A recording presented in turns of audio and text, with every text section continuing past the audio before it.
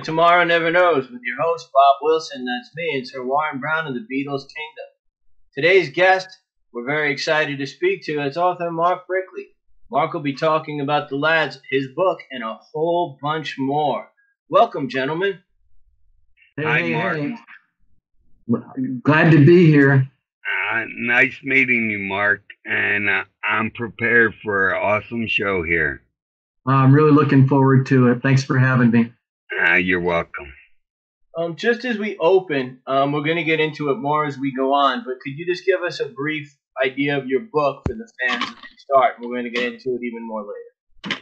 Well, sure. The name of my book is Postcards From Liverpool, Beatles Moments and Memories, and the 2019 edition has just come out, and it added 50 pages to the book, 4 chapters, and about 24 more pictures, photographs. A lot of them original by me. I'm a photographer as well as a music writer here on the West Coast, and I'm based out of right near Santa Barbara, California, so that's just a little bit about me. And I'm curious because we just spoke to Ken Mansfield for an interview, and Warren just did something with him today. So I was just wondering, you had mentioned to Warren you had just seen Ken. Can I just ask where you guys had just seen each other? I believe Ken was at the Rochester Abbey Road Conference up in Rochester, New York at the Eastman School of Music. And I think, did he talk about that? Not when we spoke to him. I spoke to him about a week ago in an interview with Warren, and Warren taped a commercial for his book that we're putting up on our Beatle pages. Yeah, behind the scenes, I spoke to him about it. Yes, he mentioned that he was there. Yeah, he was terrific, and it was just amazing to stand next to a guy and get some photographs and talk with him. And actually, he was giving out. Evidently, he'd had a whole bunch of Abbey Road covers, sitting in his attic, and I got one of them, and that he was just so generous, just with his time, and so friendly, and of course, it's so great to hear him speak. And Ken Womack introduced him and interviewed him on stage. Well, that must have been. I would like to have been there for that, a fly on the wall, as they say. But first, when I saw your book, I thought you might be over there from across the pond. But like me, I can tell you're definitely an American. Where do you hail from in the great states? I am, and grew up here in California, and I've lived back east and worked in Boston and worked in Washington D.C. But I'm from California, and spent a lot of time covering the music scene in this area and in Los Angeles, and I've got to Liverpool, of course, in London, and I'm sure we'll talk about that. Well, that was my next question: is tell us about your experiences with Liverpool. Have you been there and you visited? I was there in 2015. That was my last visit, and I was kind of in the middle of putting the book together, and I thought that I really needed to go and spend some time there, and in London as well, and so I did that. And I had a chance to be on Albert Docks and look across the River Mersey and take National Trust tours of Lennon's and McCartney's childhood homes. And I got an incredible story about that. I don't know if you wanted me to tell it now, but of course I want to hear it now. We want to hear it. Well, here, I booked all my tours ahead of time in the States because I didn't want to be caught short. And so I booked the National Trust tour of both John Lennon's and Paul McCartney's childhood home. And so I was downtown in Liverpool and had gone downtown for lunch, and I looked at my watch and I said, "Oh my God, I got to get back to the hotel." I was staying right near Albert Docks in a small hotel, and it wasn't too expensive, less than $100 a night, which is a lot less than you pay when you go to London, which is about $300 a night for a decent hotel. And so I had to run about 10 blocks. It's about from downtown Liverpool, where they have the pedestrian mall, and that's where I was having lunch, to my hotel was about 25 minutes, and I just got back in time, and the National Trust tour van was there, and I looked inside, and the driver said, "Oh yeah, I'm glad you made it." And I said, "Well, where's everybody else?" And he said, "You're the only person booked on the National Trust tours today." So I got a personal tour from a docent in both Paul McCartney's and John Lennon's home, and it was quite an experience to walk through both front doors and be guided through the history of both Paul's early experiences, teenage and early experiences, both he and Lennon's homes, and that was a little kind of a short version of the tour. Well, when you got to see their homes, I've never seen them, and I'm sure many of the fans haven't. What were they like? Well, what was remarkable was that, and I went to Paul's home first, and there are a number of tours that go to Paul's home all day long in Liverpool, and the residents on the small street that he lives on must be very frustrated. But there's now big tour buses, but cabs can come in and private cars. There are a lot of tours in Liverpool, taking people to both Lennon's and McCartney's homes and other Beatles sites. But the National Trust tour is the only tour that actually you can go inside both homes with a docent. And I'll tell you, walking through Paul's red front door was really remarkable for me because I'd seen Sir Paul in person, but it was just such a intimate kind of a personal thing to walk inside his childhood home and walk into his living room where he composed all those great songs and early songs, and there's still an upright piano on the wall. And I don't mean to interrupt, but I have to ask and confess my ignorance. What is a docent? Oh, sure. A docent is a tour guide, basically trained by the National Trust and present in the home with any group that comes in.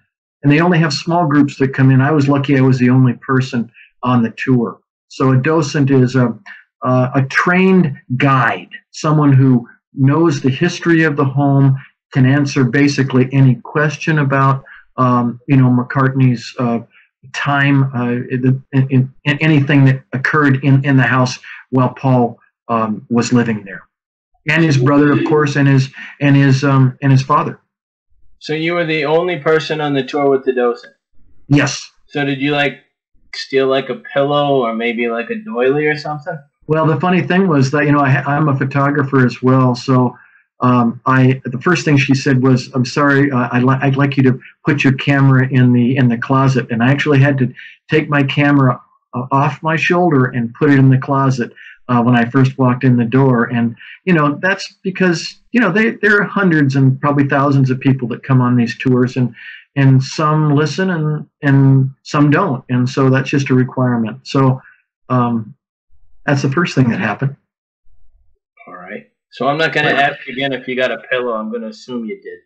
I did not. I didn't. I was just so, I'm not someone who's generally starstruck, but and I've been around people like you both have, and but just walking in his home, I felt I was taken aback. My breath was taken from me walking through his front door. No, I can imagine there's so much history that goes behind that. And my next question leads to history. There was a statement I read when I was, going through your quotes and different things. In 1962, a decision was made that changed pop music forever. What was that change, and please tell us about it. Well, that's the very first sentence from the chapter in my book called The Beatles' First Record. And really the short form is that the Beatles really broke through the barrier of both in the United States and in the UK, songwriters were chosen to present singers' materials. So the Beatles' decision to be firm about wanting to record original music was really startling, and it opened a new door. And the reliance on outside songwriters was suddenly a thing of the past. And George Martin, of course, wanted the Beatles to record a cover song, and it was Mitch Murray's "How Do You Do It." Of course, that song became a great big hit for Jerry and the Pacemakers in 1963 in the UK, #1 hit. But the Beatles' insistence of recording their own music was so, I think, it was such a breakthrough, and it was, as you quoted me, as the something that happened that changed music forever. And suddenly the Beatles' original music had a voice, and that spread throughout the world. And here in the States, opened up doors for so many bands, and also the British invasion too. All of a sudden, Jerry and the Pacemakers, they had some original songs as well. The Stones, the Who, all the great bands that followed the Beatles wrote their own songs and recorded their own material. And the Beatles' first record, "Love Me Do," it reached number 17 on the charts, which is not bad for a first record. And the Beatles singing the blues are their form of it. But what was to follow, and the explosion that the Beatles were about to unleash in terms of their musical talent, started with that first song, "Love Me Do," and of course, "P.S. I Love You" was another original song, which was on the flip side, the B-side of the 45 single record. The first song that, when I was, didn't really know who the Beatles were yet, that I heard that led me to want to hear them was "I Don't Want to Spoil the Party." It kind of reminds me of the Everly Brothers a bit. Yeah. And the harmonies drew me in, and I really enjoy it. To this day, I really enjoy it.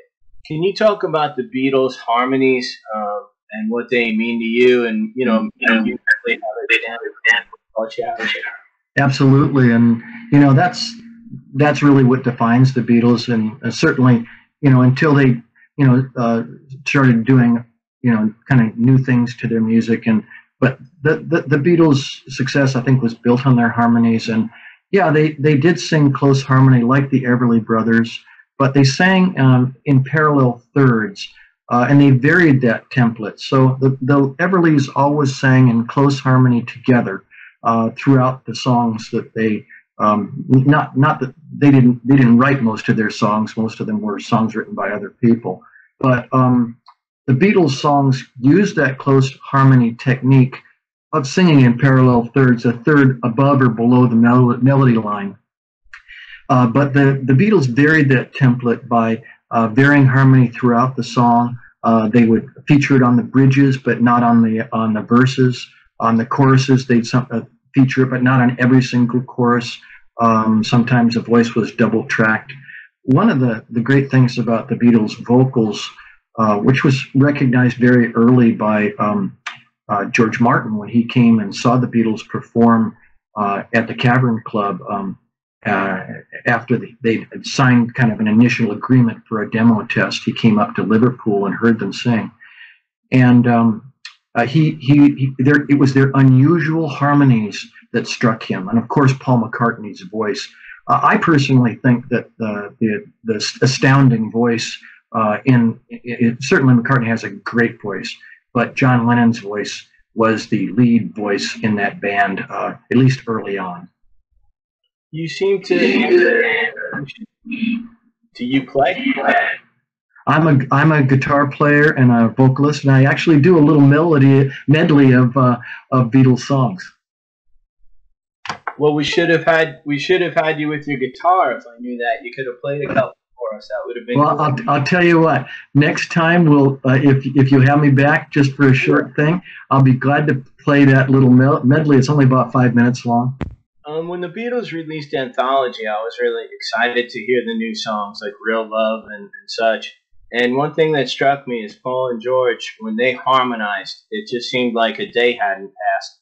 I was wondering if I was listening with hopeful ears and I screened it out and I heard what I wanted to hear, or if you also were impressed with the harmonies on the songs they did on Anthology. Yeah, absolutely. And, I just listened to Real Love and Free as a Bird today. And, both those, John Lennon's songs were I think, really brilliantly recorded. And, we weren't the only people that loved them. They went right to the top of the charts, both of them, and both in England and in the USA and around the world. So, Lennon's songwriting was still, I think that they, one of them came from 1977, and the other was from a different date. But I have to look at my notes. But yeah, I thought that the co-producer Jeff Lynne did a great job with Harrison and McCartney and Starr, and I thought that the way they did it was just so respectful for John's music, and the harmonies were just terrific, and I think that's what was their goal, is that they wanted the final product of the song to sound as close as they could to their original sound. When John was still a part of the band, and I think they did an excellent job. It kept it simple. It wasn't overproduced. Neither song. And I just thought it was really beautiful. Both songs were beautifully done. I agree. Am I getting a horrible echo again? No, not at all. The other thing I thought. Go ahead. But in terms of the rest of the anthology, I mean, wasn't it incredible in 1995 when it first came out to hear the outtakes and unreleased versions of songs, and that was our first real chance to hear how the Beatles recorded their music, and on all three parts of the anthology that were released on CD. That's what I have it on is on CD. I enjoyed it very much, and I had been waiting for that to come out. The only regret I have is that they sounded so good when they were singing those harmonies. I wish that they would have done a Beatles album with the three of them. So, Wilbury, yeah. What do you think of that? Well, when John died, the three of them made a pact that they would never record as the Beatles again, and bring someone else into the band. So that was by design. Both Harrison and McCartney performed on Ringo's first album, and it was John Lennon's song "I Am the Greatest," and so they were all on that. Interestingly enough, Lennon wasn't on it. But his song was there. But I'm glad, actually. They were in the tribe of Wilburys, and there were other opportunities for them to collaborate. But Lennon was such an integral part of the band, and both his astounding voice, three levels of singing. I mean, he had really a 3-octave voice. I mean. So, how can you find someone like Lennon to become part of the group? Other groups have done it, brought people in with, I think, kind of limited success. Journey's done it. The Who have done it. Excuse me, not the Who. Who am I thinking of? There have been several big acts. Styx is Yeah, Styx. But anyway, I think the Beatles made the right decision, deciding to have individual solo careers. And my God, look at their output. They all of them. I mean, have had dozens of albums and created really, really good music. So. And even Ringo has had some big hits, and I really love his latest album. And I understand he's just about to release a new album, but he co-wrote some of the songs on his last album, and so there's some really strong material on it. And unfortunately, during his in his current show, his all-star band, he doesn't play any of those songs, which I think is a shame. Yeah, I haven't seen it, but I agree. But I'd like to hear him if I did go. But the other thing is, when you talked about a reunion in Ringo, I thought his Ringo album was the closest thing to a Beatles reunion. When You're 16, even when I heard the kazoo, I could tell that was Paul behind that one. And Yeah, Sail Away Raymond by George, and as many, yeah, I think three of them played on some of the tracks. absolutely. And I haven't heard that album for a long time, but yeah, absolutely. And you know, I had a chance to see McCartney this summer for the first time up in San Jose, California. It was 2 days before their last show at Dodger Stadium, and which Ringo appeared on. But it you know it, there's such he's McCartney's such a strong individual artist. He did I think 33 songs and 22 were Beatles hits. It was quite a show. Have you caught his recent show? I haven't seen. I've seen Madison Square Garden in 1989. Flowers in the Dirt. Yeah, So not yeah. that on video, but unlike you, I haven't had the pleasure of seeing the recent shows. Oh well, hey, it's I, back in the day, it cost $3.50 to $5 a ticket to see him in '64 and '65 in the States, but now it costs about 1,000% higher, about $350 to get a decent seat at a McCartney concert. Yeah, that's I guess if you want to see him and you really love him, that's just the nature of the beast in the industry today, I suppose. And That's so true. I mean, I kind of feel for major artists. I mean, they're certainly, McCartney's selling a lot of albums. His Egypt Station was a #1 album, but other artists aren't selling as many albums, so they really make their money when they go on tour.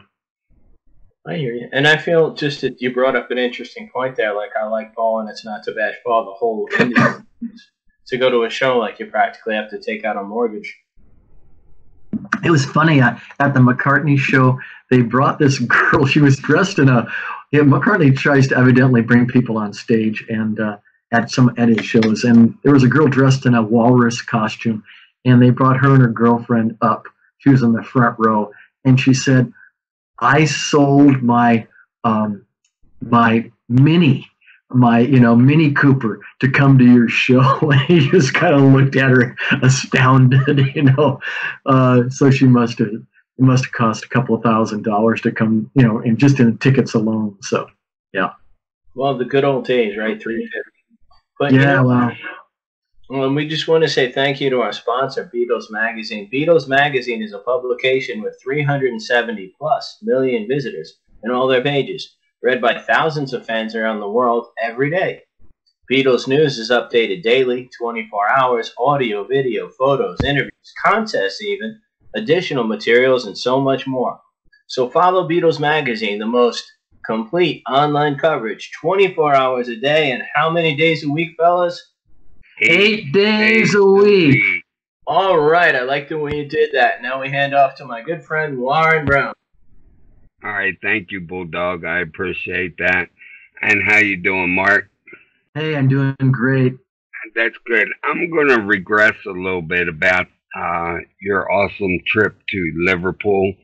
I can see by the smile on your face that you enjoyed that very much. I got a very good friend there. I never met, but he's been a friend of mine on Facebook for a long time in the Beatles Kingdom, and his name's Rogue Best. I have a Cavern Club picture. It's sitting right in front of me, and it's autographed by him, and it's one of my prized possessions. I was wondering if you ever had a chance to go see the Magical History Museum. I haven't. I know it's his new museum with his brother Pete on Matthew Street in Liverpool. But I did get a chance to meet Rogue and like you, and I got a chance to meet and talk with with his brother Pete in San Diego in 2018 at the San Diego Beatles Fair, and I have a chapter on it called "Meeting a Beatle" in the new revision of my book, the 2019 expanded edition of Postcards from Liverpool. Yes, that's correct, and that's one reason why I asked the question, because I did read that part of your book, and it was very nice. Thank you. You have a very well written book, and I urge people to go buy it and read it. It's very interesting. Thank you very much. Well, it's kind of a potpourri of backstories, vignettes, moments and memories of my personal memories and moments from the Beatles' history, and trying to tell the story in maybe a little bit different way than it's been told in the past. So my book has 24 short chapters. Not all of them are long, but from the Beatles' first record to Rishikesh to 6 different interviews, one with James McCartney, and a lot of original photography of both Ringo and of Paul, and of his son James, and Patty Boyd, and Denny Lane, and a lot of other people, Peter Asher, and some other people that I've seen in concert and been able to photograph up close. Right. I did see that it is written a little different than most books that I have read, and it's very interesting. And you do have some very interesting stories that I haven't heard before in there. So, like I said, I urge people to go out and get the book and read it. It's very good. It's available. It's available on Amazon. But have people, if you decide to go and get the book on Amazon or another electronic website, if you don't go to Amazon, but on Amazon. There's a little get the newer version. It's exactly the same price as the older version, but it's expanded, 50 pages more, 4 new chapters, including a chapter called "Toppermost of the Poppermost, Almost." And it's a story. It's the story of how I'll give you the name. It's how Engelbert Humperdinck kept his big 1967 single "Release Me and Let Me Love Again," kept two of the Beatles' greatest double A-sided singles, "Strawberry Fields Forever" and "Penny Lane," from the top of the British charts in 1967. So it's the backstory to that. Right. Oh, that's really cool. As you know, I'm from Las Vegas, and I know Engelbert very well. He's had a show there for a very long time. Back to my original question. You said that you didn't get a chance to see the museum. Did you get a chance to see the Casbah Club? Absolutely. And, also the Cavern, and right across the way, the little Cavern bar across the way, which is a pretty good venue to see see some great artists as well. Yeah, absolutely. Oh, that's great. I've never. You can't forget Grapes on Matthew Street, where the Beatles used to hang out between their sets and drink. There's even a booth right there that you can sit in. Right. Oh, that's cool. I've never been to Liverpool. It's on my bucket list, and I appreciate your descriptions. It makes it interesting. It makes me want to go there even more. So I thank you for that. And as for the concert tickets, the last concert that I went to was Paul McCartney in Philadelphia, and I paid $500 a piece for my tickets. Wow. Well, I'm sure you had a great experience, and I'll bet you had great seats too. I had decent seats. I could have paid a lot more and got a little closer, but yeah, it was great seats. The concert was unbelievable. All Paul concerts are unbelievable, and he did bring a girl up on stage. It wasn't exciting as yours was, but but it was good, and he puts on a great show, and it was well worth the money. I agree. I left there on such a high that didn't. It lasted for about a week. Exactly, mine also. So I know what you mean there. Yeah. You know about the Beatles sons becoming recording artists. Can you tell us a little bit about their careers? Sure, I'd be glad to. Of course, you know, all of the Beatles' sons became recording artists or it had became musicians. I'm not sure that um, uh, Ringo's first son has done any recording, but he certainly he was in a band called Jack Sponge and the Exploding Nudists.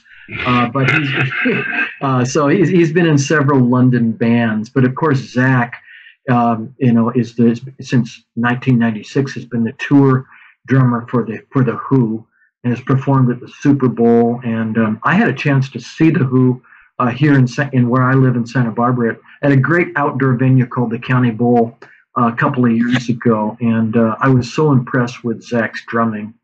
On the other side, of course, John Lennon's son Julian has been a recording artist since 1984, and his album Vallouette, I think was the name of Julian's first album. And of course, Sean has become a recording artist and as well, and was on tour in 2016 up near San Luis Obispo, California, where I saw them perform. He was on tour with Les Claypool, Sean Lennon, and the last song he did. Les Claypool is a great bassist for those of you who follow him, and Claypool was absolutely astounding in terms of his bass work. I mean, it's just way off the charts. But Julian was terrific too. And his last song that he did, I have to tell you this because it's the title of your show, Tomorrow Never Knows. Mm-hmm. And you know, it was so cool to hear that song being done, and it was a really nice tribute to do your show and to just to have him do that Beatles song. So just in terms of McCartney's son James, I've heard perform. He was at Soho Restaurant in Santa Barbara, and there's a chapter in my book on James's appearance, and he gave me a short interview. I asked him what he thought of the Beatles' legacy, and he said one of the words he used was, "It's timeless." And, you know, that's such he said it's a spiritual, and it's just, you know, but truly that's a great word to describe the Beatles' music as timeless, and that's the way James felt about it. He's really quite an artist in and of himself. He played differently tuned acoustic guitars and a grand piano in his show, and I think he really established himself as a touring artist. He's had 2 albums out now, one called New and one called Blackberry Train, and he did one cover, and it was Neil Young's song "Old Man." So you know, he learned a lot. James learned a lot from his old man, didn't he? Yes, he did. I agree. Can you hear an echo with me talking? Yep. All right.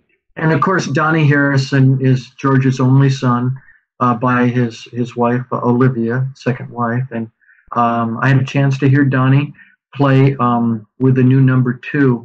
It's been a number of years, but it was in 2010 or 11 in Isla Vista, California, which is a bedroom community to the University of California, Santa Barbara. And I talk about it in the book. It was really a neat experience to see Donnie and to hear his music. Yeah, that must have been great. Okay, this is a personal question, as in what your personal feelings would be. Do you think that the Beatles sons would ever play together? Well, you know, there was some discussion about it. And you know, at one point, but and I think that Sean said that he would be open to it. I don't know if Julian would be would be open to it, and maybe he has commented that he was open to that idea. I never heard you know Zach or Jason Starkey talk about seriously talk about that, or James McCartney. I think it would be. I'm not sure it would work, but it would be interesting for them to get together and maybe record an original song. I think that would be very interesting for us to hear. Yes, so do I. I don't think that them doing Beatles songs would be a good idea for them, but to do their own music and their own songs, I believe that would be off the charts. Yeah. And Yeah. I would love to see that one day. Knock on wood, but I don't believe we'll ever get to see that. But I am hoping anyway. Well, you know, Jason's in his mid 50s, and Julian, they're all in that 50s kind of age group right now. James is younger than that, and Donnie, of course, is the youngest of all of them. But you know, it could happen. I haven't heard much of Donnie's music recently. I know he did some recording, and he's had some collaborative, you know, done some collaborations with other artists. But yeah, I mean, I think it'd be really. I'd love to hear, you know, them do something. Depending on, you know, it would be interesting to hear what each of them would bring to a recording project. I agree with you. Exactly, because I think each one of them individually are pretty good musicians. Yeah. And I think they would make a great band. Can you tell me whatever happened to the Beatle daughters? You don't hear much about those. Of course, Paul McCartney's daughters you do, but they have nothing to do with music that I know of anyway. But can you collaborate on that a little bit? Well, sure. Of course, Paul's youngest daughter, Beatrice, is only 15, and so who knows? Maybe she'll have a musical career. But you're absolutely right. George didn't have a daughter. Ringo's daughter is a kind of a photographer and a makeup artist. And McCartney's three daughters, Heather, Mary, and Stella, have had a variety of things that they've done with their lives. One, I think it's Mary is does ceramics. Heather, I think, is a photographer, and I believe that Stella now has. She's one of the great boutique fashion designers in the world right now.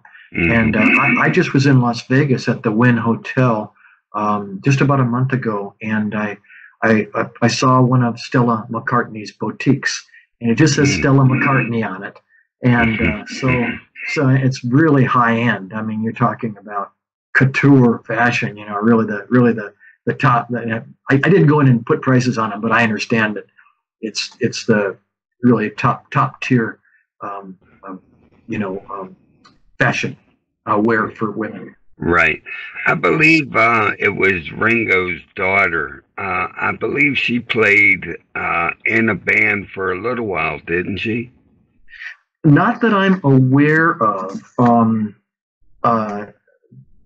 It was Lee Starkey, and I think she's a makeup artist and a photographer, but a fashion designer and a makeup artist. That's the last I'd heard.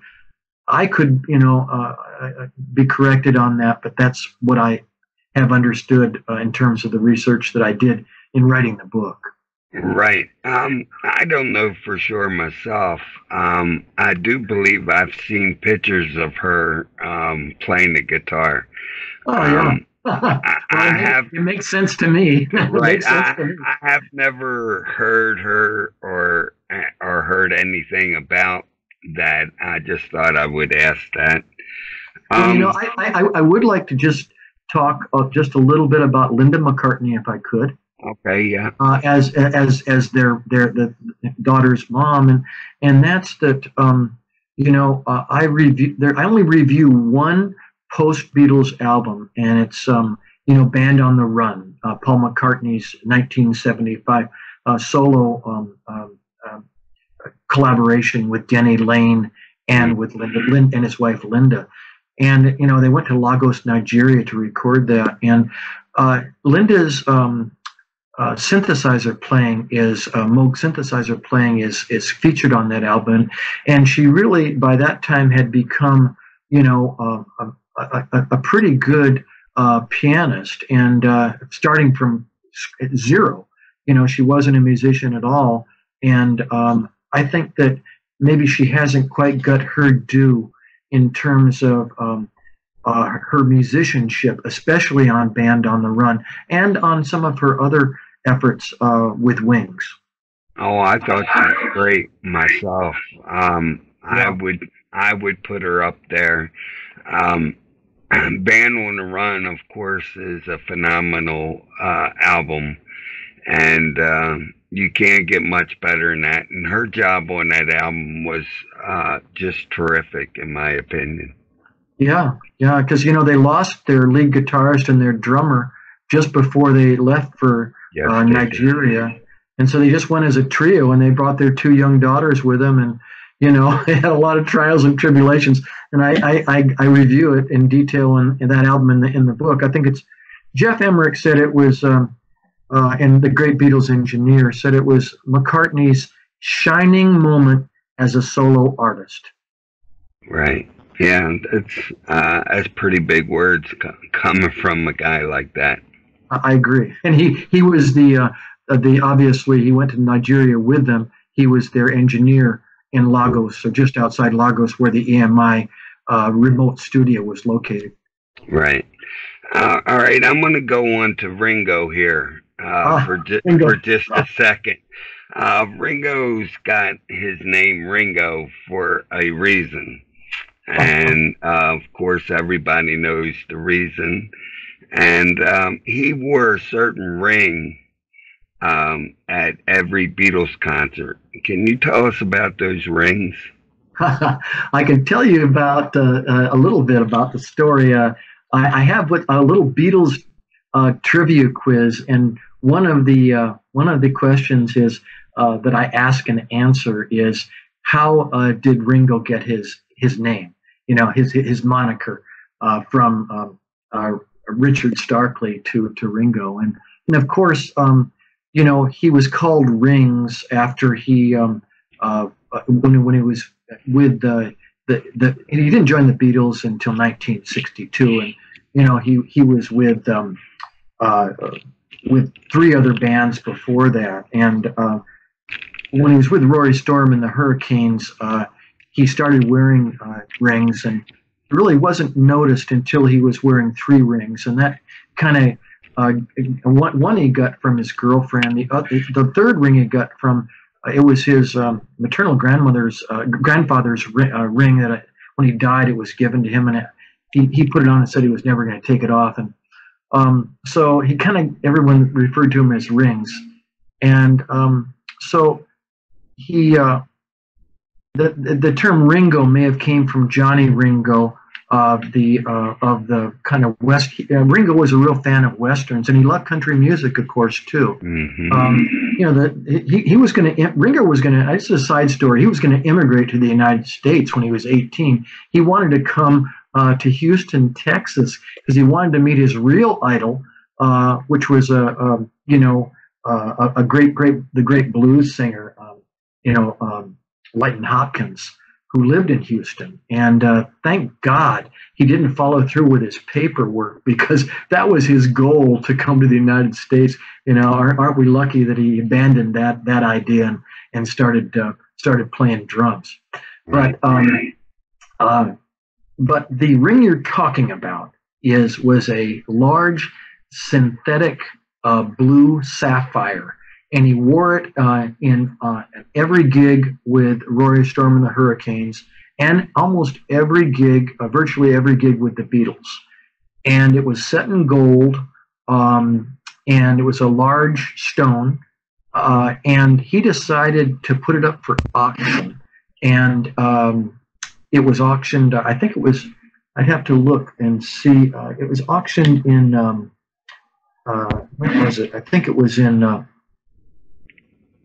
I have to look at the date, but it was at Julian's Auctions in Beverly Hills, and it went for $106,250. I'm not sure who bought it. In fact, it might have been someone who wanted to remain anonymous, but it was fairly recently that it was auctioned off, and the proceeds went to Ringo's Lotus Foundation, and there's a whole list of really great charities that he gives to, both in the States and in Britain. Right, good story. Can you speak a little bit about the Beatles being a very cohesive unit or band, and how their musicianship improved over time? Certainly. Well, the Beatles, I think success was predicated on their, they considered themselves musicians first and foremost. Ringo, when I had a short, I was able to ask him a question at a press conference at the Grammy Museum in 2012, 12 or 13, I think it was. And it was for his exhibition at the Grammy Museum of all of his memorabilia. It was the first time that it's been put on exhibit. And he said that, they were serious musicians. They focused on the music. Didn't come immediately, but they really worked at it. And they didn't sit around and say, "Hey, let's be famous." And that's really the Beatles' legacy, is their the seriousness that they brought to their music, and how it and throughout their career. I mean, you can look at, people talk about the 3 stages of the Beatles' career as musicians, and you talk about the early albums and the early singles, in which they kind of reached out to their fans, and all the from "I Want to Hold Your Hand" forward, and even "She Loves You" and "From Me to You," and those first singles that really caught fire, both first in Britain and then in the States. But then the middle period, with "Rubber Soul" and "Revolver," and then toward the and I think "Sgt. Pepper" would be part of that period, and then the last period of their recording career as they got into to the White Album and Abbey Road, and then which was the last sequentially recorded album, and because "Let It Be" was recorded before and then orchestrated by Phil Spector. So after Abbey Road was recorded, but the songs on "Let It Be" were recorded sequentially before Abbey Road. Just in terms of how close knit they were, I mean, when you talk about a band, they just had Epstein, Brian Epstein, their personal manager. They had Tony Barrow, Derek Taylor, both their press officer and their publicist, and then they had Neil Aspinall, who was really their road manager, and then they had kind of Mel Evans was kind of their bouncer, their kind of go-to guy in the studio with them a lot. And if Lennon needed socks, he'd go on and get them, or cigarettes or tea or whatever. While Aspinall was kind of had he was actually their first driver. Aspinall, he drove in Liverpool to their gigs. They had a big red van.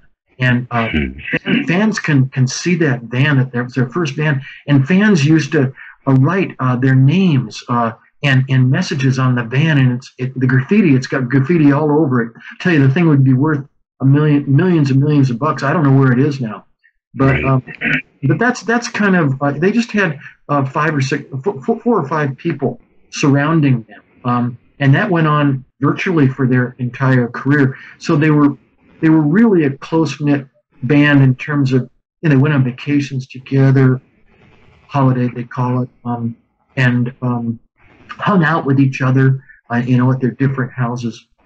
McCartney and Lennon would either write at Paul's house, which was only 3 blocks from Abbey Road Studios, then called EMI Studios in St. John's Wood in London, or Paul would go out and drive out to John's house in the country.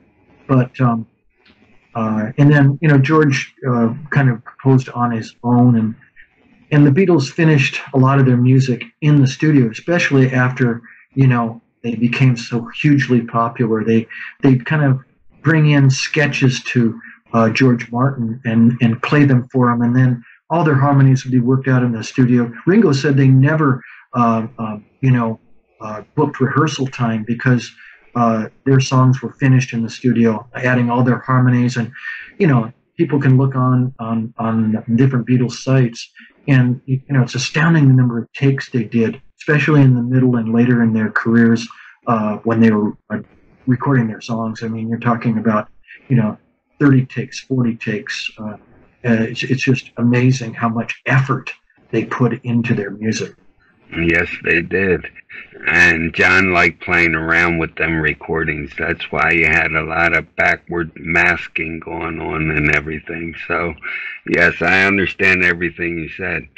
And going off the subject here, I'm sorry for that last question, but I was getting a bad echo in my ear, and I really couldn't spit it out. So I'm sorry about that. I really hear you clearly. I heard everything clearly. So the recording may be very clear.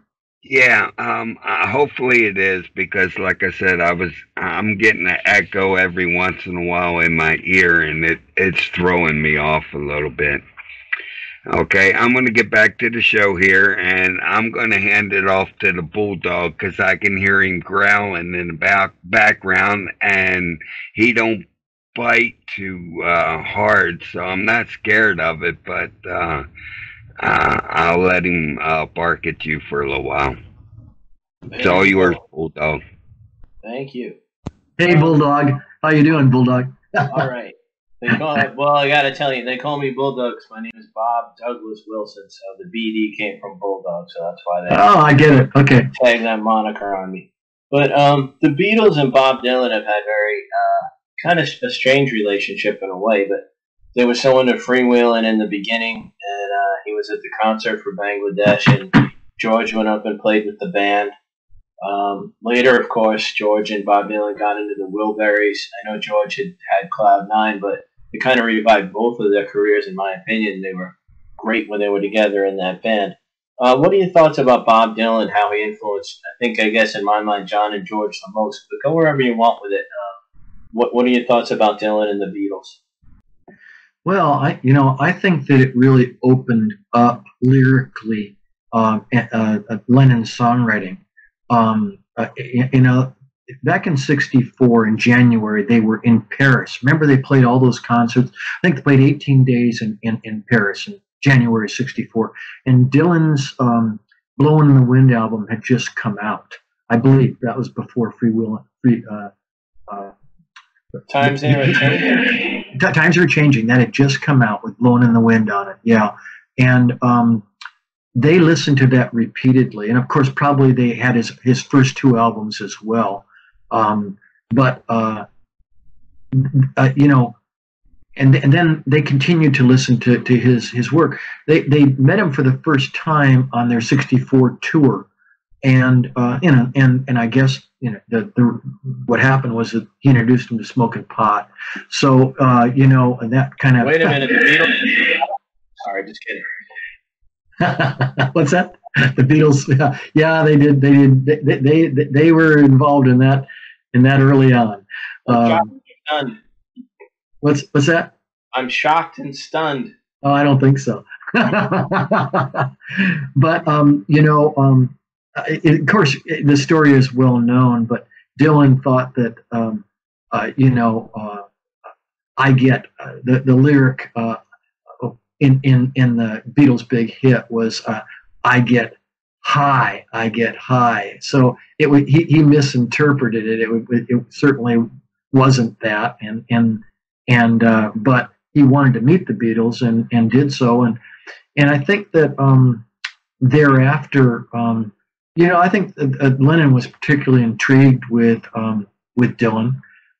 In the end, I don't think Lennon was too happy with Dylan's parody of Norwegian Wood, This Bird Has Flown, which was, I think, everyone says that, that was direct, on Rubber Soul and several of the songs, In My Life, and some of the other songs that came out in that time period were influenced directly by Dylan. But on Blonde, Dylan's parody called Fourth Time Around really kind of mocked Lennon and warned Lennon to be careful. And Lennon wasn't particularly amused by Dylan's kind of humorous but pointed satire of Lennon's songwriting. And so, I think that Lennon and McCartney and Harrison were definitely, Dylan was an influence, but I doubt very much that they knew that Dylan's name, and I'm not trying to be negative, but, it was Robert Zimmerman, and, he borrowed his talking blues style from Woody Guthrie, and, at that time, so I think that there was a little bit of hero worship there, maybe of Dylan, but I think that that was fairly short-lived. I think that Dylan did have an ongoing relationship with Harrison, and certainly Dylan is one of the great artists of our generation, and he's got 34 studio albums or 38 studio albums or something like that. I mean, it's just astounding. I just bought his Desire CD because I didn't have that as part of my collection. I've read a number of books on Dylan, but I think it was a kind of a double-edged sword for Lennon. But it certainly helped him kind of look inside himself, and that have those interior directed songs that he wrote. Were, I think, probably a direct result of Dylan's influence. So those are some of my thoughts. Before we brought up Elvis, and we talked a bit about, just count to three. I'm all confused. 1, 2, 3. Bob is back. We talked. The Beatles kind of had a Liverpool mafia with the guys you described before, and Elvis kind of had a Memphis mafia. And I thought it was interesting when you guys brought that up. I thought about it, and George kind of mocked an anthology, Elvis's Entourage, saying he was surrounded by all these fellas, and it was sad to him. But the Beatles were kind of surrounded by some of their friends, too. I mean, like, Elvis couldn't really go out to the movies unless you rented the theater, and the Beatles were trapped in hotel rooms till they stopped touring. It's an interesting subject to me. Just what are your thoughts on it? Because I'm really enjoying talking to you. You're very intelligent and very intuitive in your answering. I'm enjoying it very much. I'm enjoying our conversation a lot too. I think it's really insightful that the Beatles and Elvis and other great superstars are confined by their success, and so I would think that they were all young too. Remember.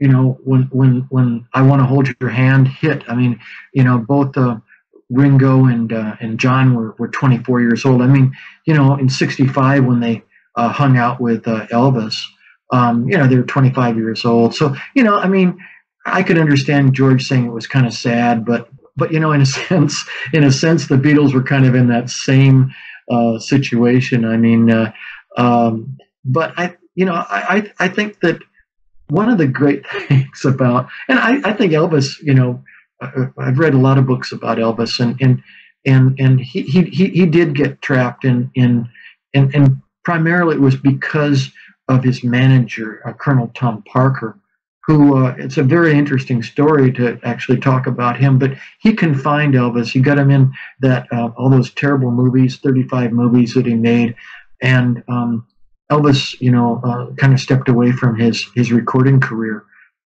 when that happened, and Beatles didn't really have to face that. They had some kind of experimental stuff they did with Magical Mystery Tour, but Elvis certainly was in a different situation musically than the Beatles were. The Beatles, of course, were able to spend 600 hours on Sgt. Pepper, recording it, over many months, and Sgt. Pepper's Lonely Hearts Club Band, and Elvis, I could kind of understand that they saw him as kind of a forlorn figure, but and he had a tragic end to his life, but I would think that there'd be some empathy between the Beatles and Elvis, just in terms of their massive celebrity. With Colonel Parker, it's an interesting character, and it's kind of funny. Like, I never thought of it till you were just talking, but the Beatles stopped touring and they went into the studio, and the music got even better, to most people. With Elvis, he kind of went in the army, stopped touring, and the movies were making money, and with every movie, he also got a soundtrack album. So they were kind of raking in cash, but Elvis is... And I know those movies are not technically great, but I still love to watch them. I realize for what they are. I agree. Elvis could have been doing so much more, which is kind of sad, but even what he did give us, I think Elvis could have sung the phone book, and it still would have been something. But it's just... I totally agree. I agree with you. There's a lot of great music that Elvis created during that movie period when he was kind of stuck in that loop. And just some more of your personal thoughts on it. Like, did you like any of the movies? Did you like any of the soundtrack? What did you think of 69? Absolutely. And by the way, I think Elvis, didn't he come to New York City? And there's an Elvis Live album out from Madison Square Gardens. Yeah. Did you ever hear that? I have that. Yeah. And he was just terrific. In the Ghetto came out, and there were a lot of really, Viva Las Vegas. I love that song.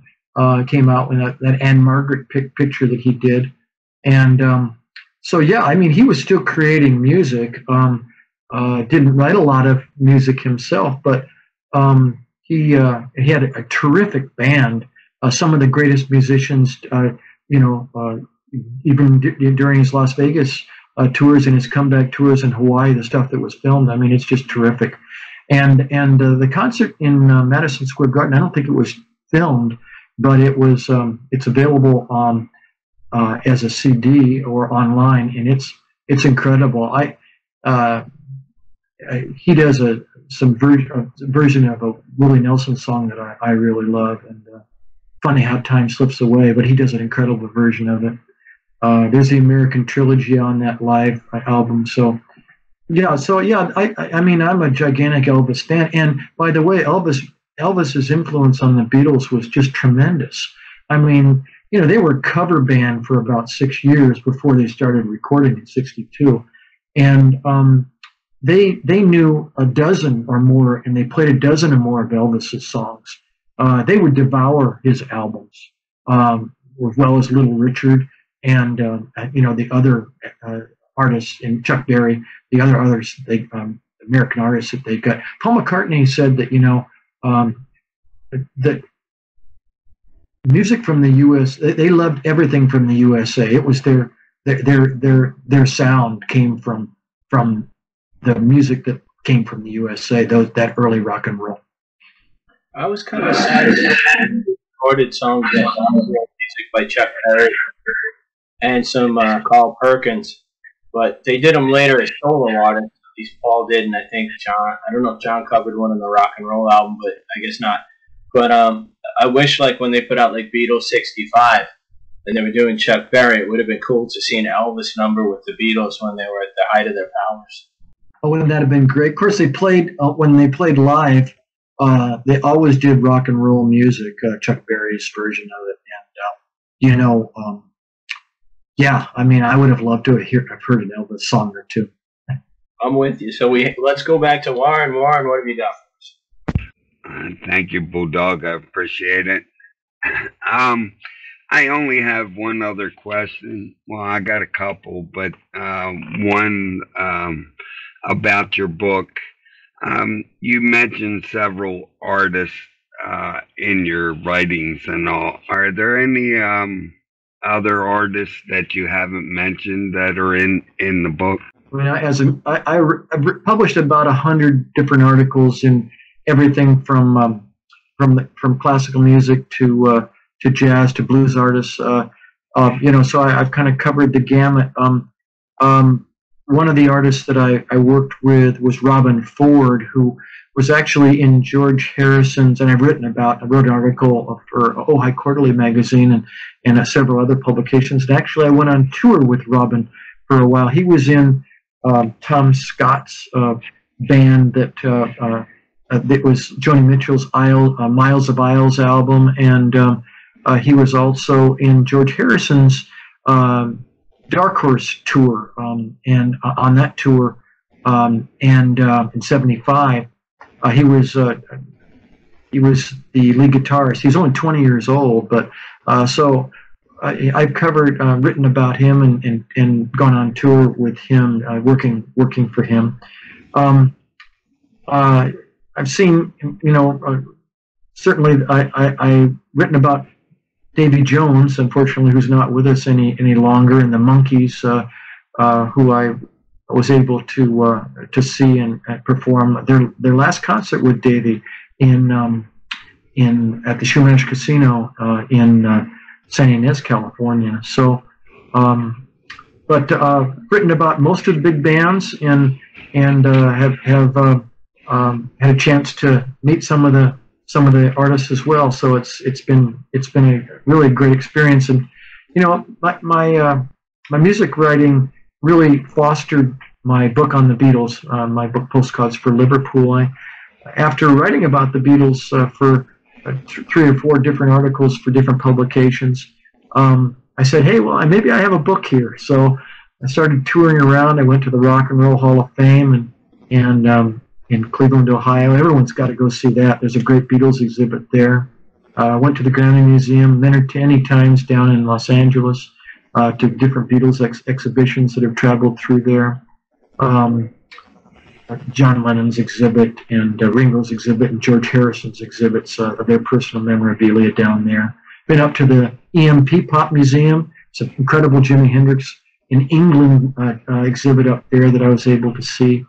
And then of course I've been to England and Liverpool and London. So, and I'm going to be going back to New York here in March. That's going to be terrific. And I'm going to go on a Beatles tour of New York City. I've already been to Strawberry Fields in Central Park, and I write about that experience in the book. But I'm going to go back, and there's a great young woman named Susan Ryan, and she helps coordinate the Beatles Fest in New Jersey. She lives in New York City, and she gives the Beatles a tour of New York City. So it's going to be exciting to walk around with her, and hopefully the weather will cooperate. We're going to have a good time. Wow, that sounds great. And I'm also going to be there too and look forward to meeting you. Yeah, looking forward to it too. I have a Beatles presentation that I give around, it's a PowerPoint presentation called The Beatles Road to Stardom, 1956 to 64, and with a lot of great videos and photography, both my own and other photography that I've been able to use, and of course all set to the Beatles soundtrack. So I'm going to be showing that presentation in New York City, in New Jersey for the Beatles Fest at the end of March next year. Oh, that's great. I'm going to look forward to that. That's going to be very nice. I really appreciate you coming on the show. You have been an excellent guest. You're very informative. And like I said earlier, your book is top notch. It's written very well. And can you please tell the fans out there and your followers where you can find your book and your next shows coming up? And Well, I'll be here on the West Coast for shows in January and February at several libraries and universities here. And I'll be posting that on my Facebook page as they come up and those dates get finalized. But I will be back in New Jersey for the Beatles Fest and for the Fest for Beatles fans, and really looking forward to getting back. My book will be for sale there. We'd love to autograph it for any fans that are going to be there, and look forward to meeting you and really hearing about your Beatles experiences. Every time I give a presentation, I meet someone with an incredible experience. I spoke to the Santa Barbara Women's Club last Wednesday. I met a woman who worked for George Harrison and knew Olivia Harrison's sister, Linda. And she, for a period of time, she was in George's house, and she told me about, how he had Indian music piped in and how he'd play sitar, and that was just such a great period. They lived in Bel Air for a couple of years. They don't have the house anymore. I also, at the same show, I met a woman who was the secretary of the Beatles fan club in Norway in 1964. So you just never know who you're going to meet when you get out there and give a presentation or a talk. And so people can find my book on Amazon. It's called Postcards from Liverpool, Beatles Moments and Memories. I have a website with the title of my book. So please, I invite people to go on that website. I have a Facebook page for the book, the book's title. Please come on and become a friend of mine, and love to say hello to you and get to know you, and learn about your experiences too. I mean, that's the fun of being a Beatles fan, is sharing our love for the band and their music. yes, it is. And thank you for all that information. I appreciate that, and I'll be sure to put that on the show for you. Thank you. And we have a tradition here at Tomorrow Never Knows of closing out the show with a very nice little tune. It's called "In the End." Oh, yes. Would you care to join us in singing "In the End" with us? Absolutely, I would. Okay, I'll let the Bulldog take the first part. You can have the middle, and I'll take the end. How is that? Oh, it's a great honor. All right, Bulldog, it's all on you. And in the end, the love you make is equal to the love you take.